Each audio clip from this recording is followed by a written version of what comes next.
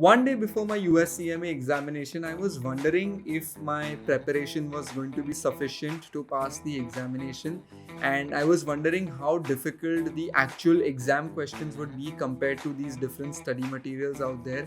Before I jump into today's video, we've made a conscious effort on this channel to keep all of you updated with everything happening in the world of accounting and finance.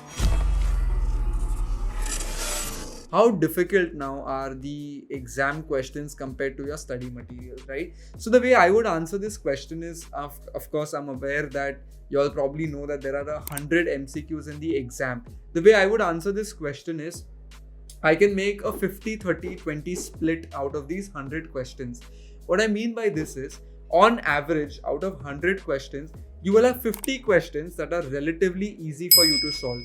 I am not saying that these questions will not require you to calculate, it will, but these are relatively easy. And I believe that these are questions, these 50 questions, you should be able to solve within the first 45 to 60 minutes of your examination. I'm sure you all are aware you have 3 hours to complete your MCQ section. So these 50 questions are relatively basic and easy in nature. They are not too challenging. However, I'm not saying you will not have to think about solving these, but generally speaking, they're not extremely challenging. They're fairly basic in nature. So I would say it would take you anywhere between 45 to 60 minutes to solve these 50 questions. They would be scattered throughout the paper. After this, once you're done with these 50 questions, the next 30 questions, right? They are moderate. They are questions that you would be able to solve, but you would have to apply a lot of logic and you would have to apply a lot of learning.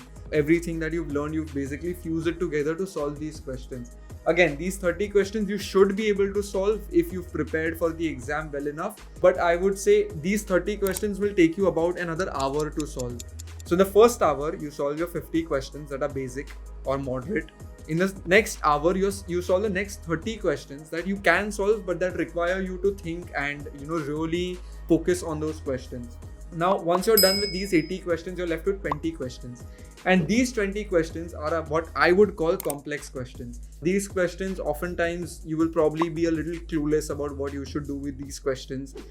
You might arrive at an answer, but you might not be sure if your answer is correct. Two options might look extremely similar, so you might confuse the two options. These are basically slippery questions. The IMA expects you to slip up on these 20 questions, right? So these last 20 questions will take you about 30 minutes to 45 minutes. Sometimes it can also take you up to an hour.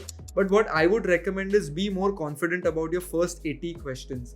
If you're not too sure about your final 20 questions, that's absolutely fine. I can guarantee you that there are not too many people in this world who can get the 100 MCQs correct, all 100 of them. There will always be people, even faculties for that matter, or even experts for that matter, who cannot solve those 5 or 6 MCQs. So it's fine. You need to let that go. But I would say on average, there are about 50 questions that you can easily manage. There are 30 questions that you can manage given that you've prepared for the exam well and that you've tried hard. And then there are 20 questions that are fairly complex in nature. When you come to the essay-based questions, right? The questions are fairly straightforward. When you're preparing for the exam, I would recommend that you do not spend too much time prepping for the essay-based questions. Probably start preparing for the essays 2 weeks or 2.5 weeks before your examination, and you will be in good stead. Again, to reiterate, if you get to the essay-based questions, make sure you're confident, make sure you're writing as much as you know, although don't make your answers too lengthy. With that being said, I hope you find this video helpful.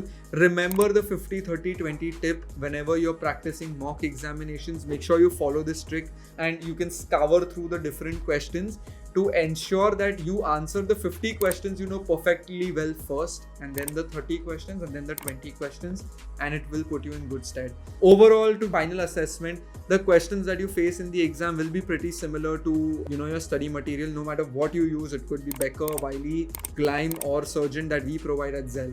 With that being said, I would like to wish you all the best for your examination, regardless of when you write it. And if you found this video helpful, I would request you to like this video, subscribe to our channel, and press on the bell icon for more updates. Thanks for watching.